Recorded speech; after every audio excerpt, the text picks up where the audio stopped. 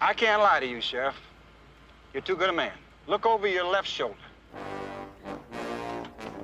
Remember when movies didn't bother explaining themselves? They just floored it and trusted you to hang on?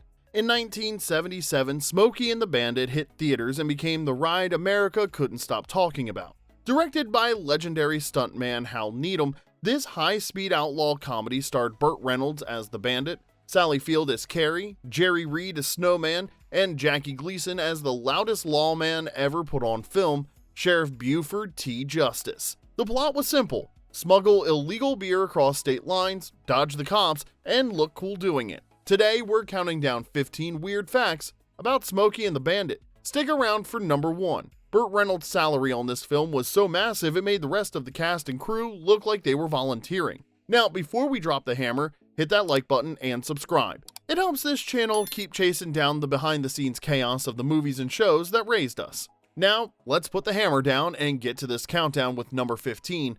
Burt Reynolds called the script the worst he'd ever read. When Burt Reynolds first read the script for Smokey and the Bandit, I didn't come all the way this far to go home with empty pockets. Oh, I've been meaning to ask you that. How come you're following me? he flat out told the director it was the worst script he'd ever read. And looking at it, you can understand why. The script wasn't even typed. Director Hal Needham had written the whole thing by hand on yellow legal pads. Pages of loose ideas, half scenes, and vibes scrawled out like a grocery list for a car chase. Barely a plot, barely any dialogue, and more of a dare than a screenplay. Reynolds told Needham exactly what he thought and then said yes anyway.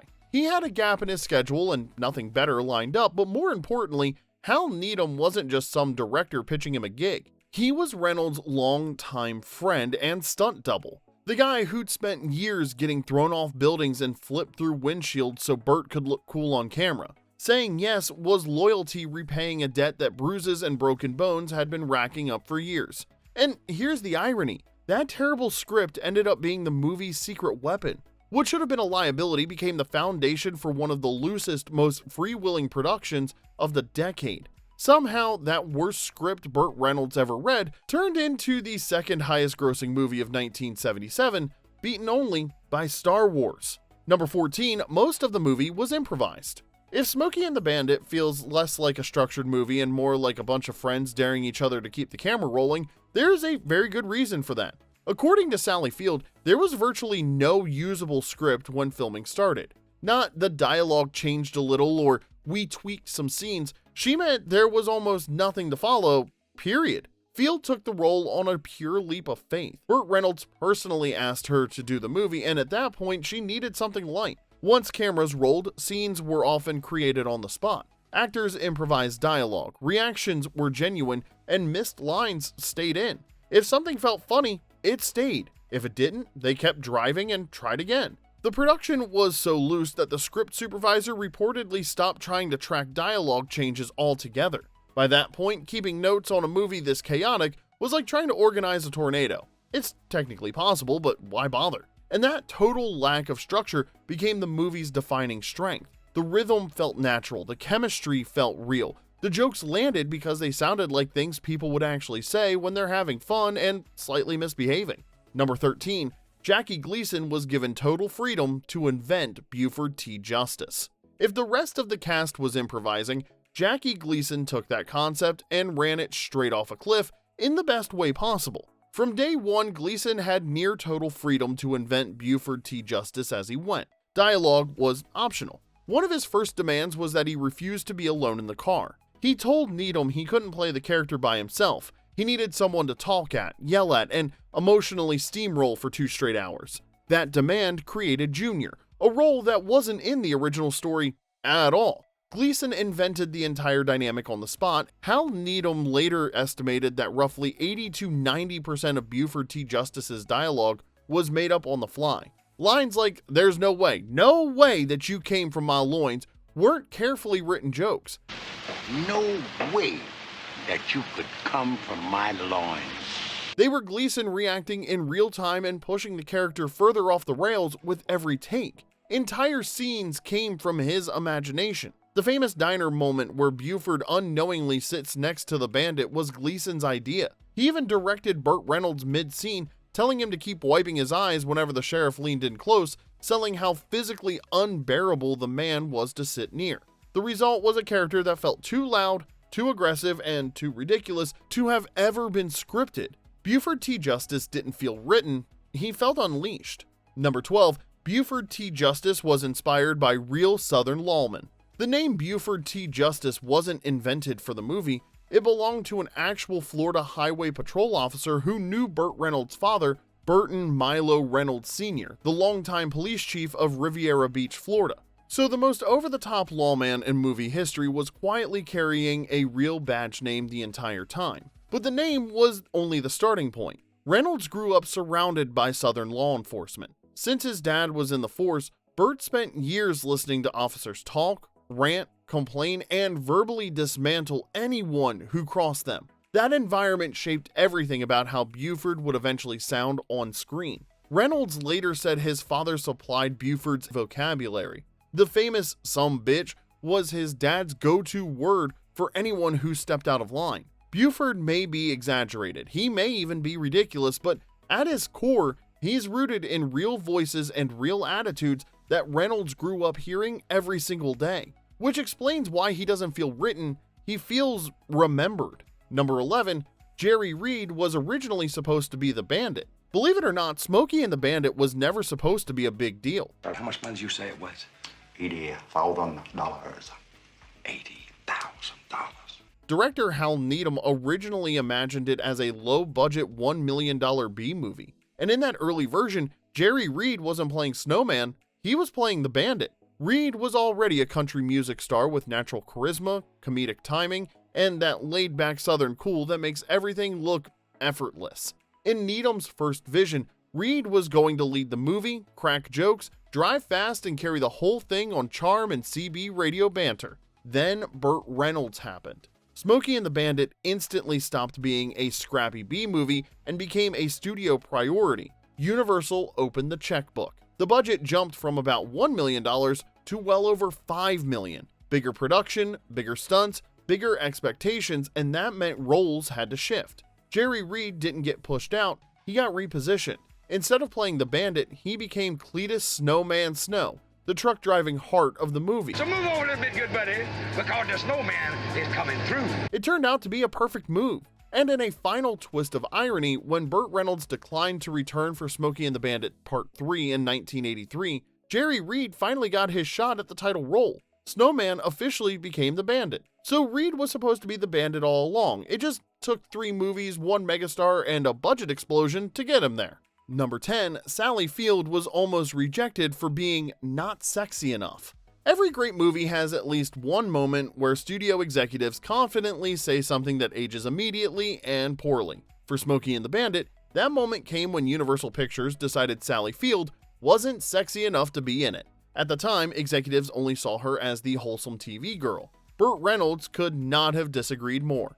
Reynolds had just watched Field deliver a devastating performance in Sybil and knew she had range. He pushed hard for her casting and made it clear he wanted her in the movie. Field had her own reasons for saying yes. She was coming off years of being labeled cute and nice and wanted to prove she could hold her own as a romantic lead in a major motion picture. The role was a chance to shed the TV sweetheart image and show audiences and the industry that she had more gears than anyone was giving her credit for, and it worked immediately. So Universal almost vetoed Sally Field because she didn't fit their idea of what a leading lady should look like.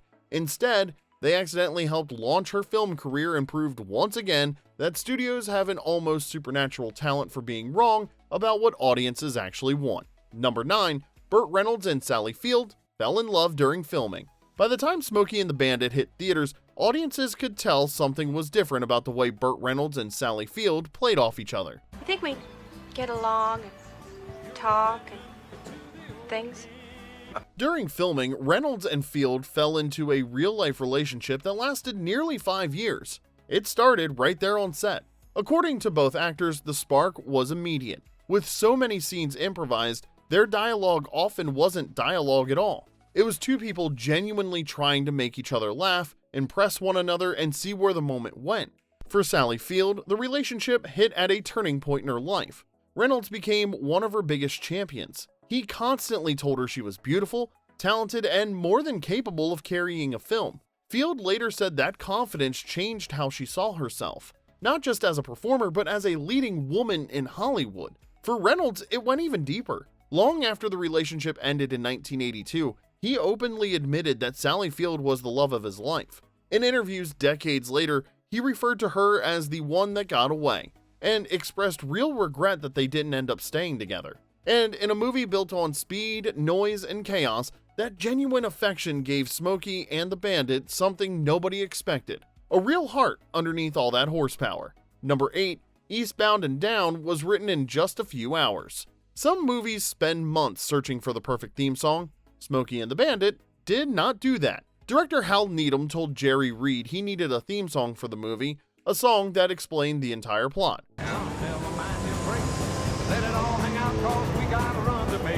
Reed nodded, went off on his own, and came back just a few hours later. He sat down and played Eastbound and Down. The boys are thirsty in Atlanta, and there's beer in Texarkana. By the time Reed finished, Needham already knew they were done. He reportedly told Reed something along the lines of, "If you change one note of that, I'll kill you," which is either the highest compliment a director can give or a very specific threat. Possibly could have been both. And we'll bring it back no matter what it takes. And the song earned that reaction. Eastbound and Down explained the whole story in under 3 minutes. Long way to go, short time to get there. Trouble behind you, trouble ahead. If you somehow missed the plot while watching cars fly off bridges, the song caught you up immediately. Eastbound and down, loaded up and trucking. Audiences didn't just hear it once and move on. The song became completely inseparable from the movie's identity. Eastbound and down, loaded up and trucking. You hear that opening riff and you're already moving, already smiling, already speeding mentally, even if you're parked on the couch with a bag of Doritos. Alright, now we're going to take a quick pit stop because if you're enjoying this ride through 1970s outlaw chaos, smash that like button. It helps more people find this video. And drop your answer in the comments. Are you choosing the Trans Am, the CB slang, or Jackie Gleason yelling at his own son as your favorite moment of the movie? We want to know what hit hardest for you. Alright, now let's get back on the road with number 7. Smuggling Coors beer was a real thing in 1977. Now, here's the part modern audiences sometimes miss about Smokey and the Bandit. The whole premise was based on something that actually happened. A lot. In 1977, Coors beer wasn't available east of the Mississippi River. It wasn't outlawed by name, but Coors wasn't pasteurized and didn't use preservatives, so it had to stay cold from the brewery in Golden, Colorado to the drinker's hand. Because of that, Coors only distributed in about 11 western states and didn't pursue licensing anywhere else. The problem is that Coors beer, you take that east of Texas, and that's bootlegging. You couldn't walk into a store in Georgia and buy it. It just simply wasn't there. And since Coors wasn't licensed for sale in those states, hauling it across state lines in large quantities ran afoul of alcohol distribution laws. No licensed distributor meant no state taxes paid, and in some states, that made you a bootlegger whether you felt like one or not. People really did make Coors runs out west, loading up trunks and trucks to bring cases back east. It was one of the worst kept secrets in the country. That scarcity created a mystique money can't buy. Paul Newman was a known Coors devotee who called it the best American beer, bar none, and demanded it on set. Coors had the kind of underground reputation that marketing departments spend millions trying to manufacture, and they got it for free just by being hard to ship. The movie's inspiration came straight from that world. While shooting Gator in Georgia, Hal Needham was given a couple cases of Coors by a crew member who'd brought them from California. He put them in his hotel fridge and didn't think much of it, until bottles started disappearing.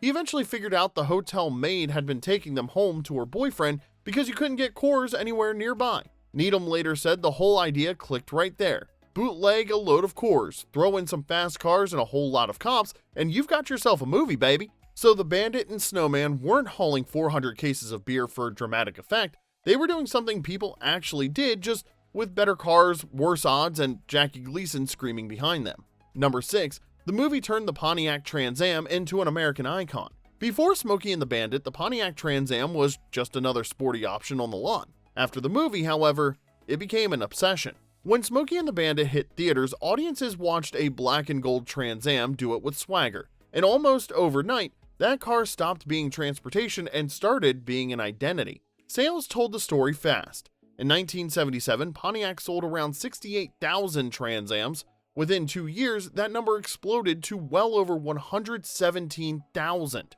Showrooms were swarmed. Pontiac struggled to keep up with demand for one specific version, the Black and Gold Special Edition. And the gratitude from Pontiac ran deep. The company's president was so thrilled with the sales explosion that he promised Burt Reynolds a brand new Trans Am every year for the rest of his life. The deal only ended when the executive retired, which feels like the most corporate way possible to break a legendary promise. The Trans Am didn't just benefit from the movie, it was immortalized by it. Number 5, Smokey and the Bandit triggered a nationwide CB radio craze. Smokey and the Bandit didn't just change what people drove, it changed how they talked. Before the movie, CB radios were mostly a trucker thing, a practical tool for long-haul drivers coordinating traffic, road conditions, and where the cops were hiding.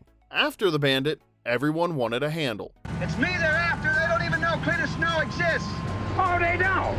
Well, I tell you what we're gonna do. The CB boom had already been simmering thanks to the 1973 oil crisis, but Smokey and the Bandit poured high-octane fuel straight on it. And with the radios came the language. 10-4, what's your 20? Smokey, bear in the air? People who had never been within 50 feet of a semi-truck were suddenly talking like outlaw truckers on their morning commute. Everyone picked a handle. Everyone wanted to sound like they were part of something bigger than traffic. Accountants were rolling down suburban streets calling themselves Nighthawk with completely unearned confidence.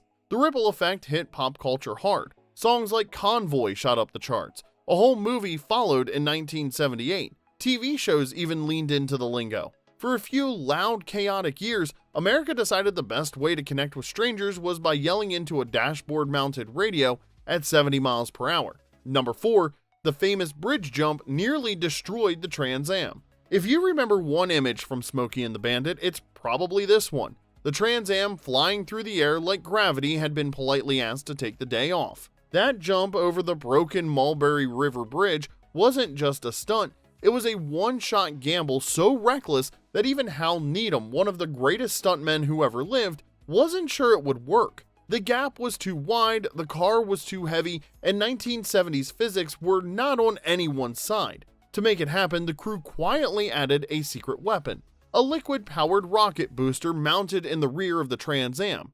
Without it, the car wasn't clearing that gap. Some reports say the crew removed or lightened the engine to keep the nose from diving straight into the river. The front end was reinforced as much as possible, weight was shifted, calculations were made, and then everyone stepped back and hoped the laws of motion felt generous that afternoon. The landing was so violent it bent the chassis and ripped the transmission apart. That Trans Am never drove again. But that single moment became the money shot. The image that sold the movie, the stunt that told audiences this wasn't just another car chase comedy, this thing was going for it with everything it had and worrying about the consequences later. Which, come to think of it, that's basically the entire philosophy of Smokey and the Bandit summed up in one airborne moment. Number 3, the crew nearly got arrested during filming. Most movies try to look realistic. Smokey and the Bandit was so realistic that actual law enforcement tried to shut it down more than once. The production was a magnet for real-world trouble because Hal Needham refused to fake it.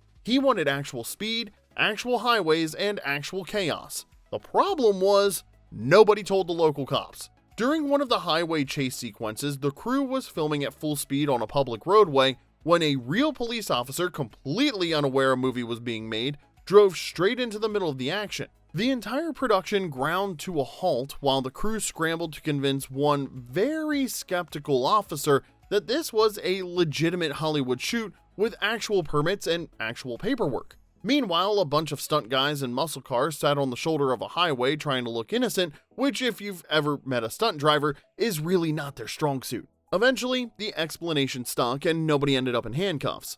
But the officer's cruiser and flashing lights had rolled right through the shot, torching the footage completely.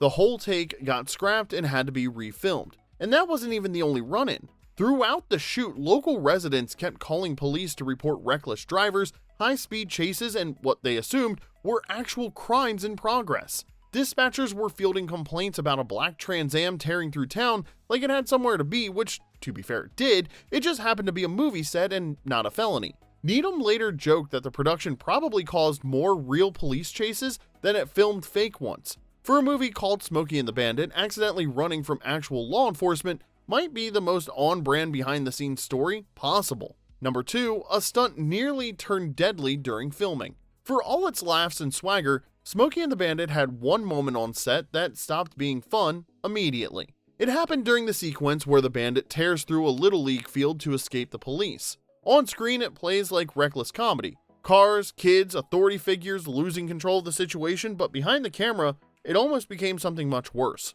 During the stunt, the driver panicked and nearly lost control of the car. The vehicle veered off its planned path and headed straight toward a group of child extras. For a few very real seconds, a lighthearted chase scene was on the verge of turning into every filmmaker's worst nightmare. Thankfully, nobody was injured. Burt Reynolds later called it one of the scariest moments of his entire career. The scene still plays for laughs in the finished film, but knowing what happened behind the camera adds a weight to it that the audience was never meant to feel and that the cast and crew never forgot. Number 1, Burt Reynolds was paid more than everyone else combined. By the time Smokey and the Bandit went into production, one thing was already crystal clear. There was no movie without Burt Reynolds. In 1977, Reynolds was the star, the biggest box office draw in America. The guy studios built entire productions around and audiences showed up for before they even knew what the movie was about. Universal knew it, and they paid accordingly. Reynolds was given a flat $1 million to star in the film. At the time, that was an eye-watering number for a light-hearted car comedy with a handwritten script and a prayer for a plot. His salary alone was more than what the entire supporting cast and crew made combined. Sally Field, Jerry Reed, Jackie Gleason, everyone else on the call sheet, all together, still less than Burt. The man's paycheck had its own gravitational pull, and then things got messy. Just 2 days before filming was scheduled to begin in Atlanta, Universal sent in a studio representative, what director Hal Needham later called a hatchet man with one job: cut the budget by $1 million. The timing could not have been worse. Reynolds' salary was locked, non-negotiable, and untouchable, so when the budget got slashed, the knife didn't hit the star, it hit the movie itself. Suddenly, Needham was left trying to shoot an action-heavy car movie with roughly $3.3 million to work with. The production leaned even harder into improvisation and momentum, which ended up becoming the movie's entire personality, though not exactly by choice. And the gamble paid off spectacularly. It's the perfect ending, really. A movie built on confidence, speed, and swagger, carried by a star who knew exactly what he was worth and refused to pretend otherwise. The Bandit bet on himself, and America paid up. And there you have it, 15 weird and wild facts about Smokey and the Bandit. It shouldn't have worked. It had every reason not to, and yet it became one of the biggest movies of 1977 anyway. Because sometimes the best thing a film can do is stop thinking and start driving. Which fact surprised you the most? Drop it in the comments, and don't forget to like, subscribe, and ring the bell. And if you know someone who still quotes Buford T Justice at family dinners, send this their way. They've earned it. Until next time, this is Remember When, over and out.